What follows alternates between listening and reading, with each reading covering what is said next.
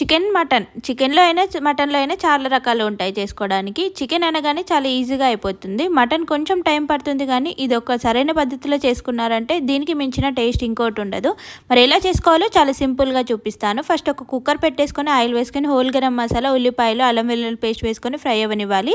నీట్‌గా కడిగేసి పెట్టుకున్న మటన్ వేసేసుకొని ఉప్పు, పసుపు వేసుకొని బాగా మగ్గించుకోవాలి.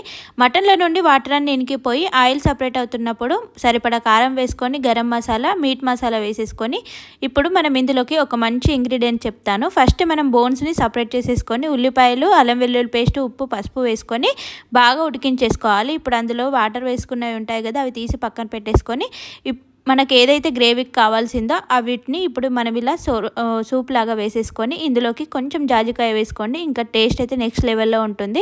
ఈ విధంగా ట్రై చేసి రెసిపీ ఎలా ఉందో కింద కామెంట్ చేసేయండి. నచ్చితే ఒక చిన్న లైక్ ఇచ్చి సబ్స్క్రైబ్ చేసుకోవడం మాత్రం అసలు మర్చిపోవద్దు. Thanks for watching. By by.